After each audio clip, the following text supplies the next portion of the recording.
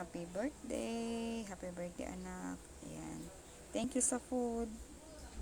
Yan, dahil hindi na nga ako nakapagluto para sa kanyang birthday.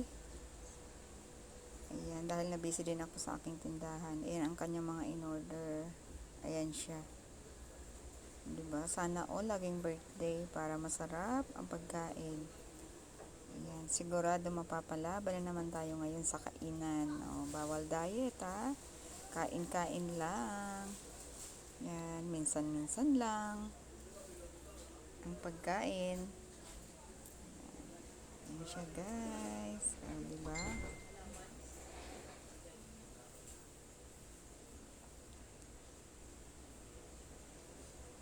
Kalimutan muna si diet. Kumain muna ng kumain. Ayan, thank you sa pa-birthday na food. Maraming salamat sa panonood.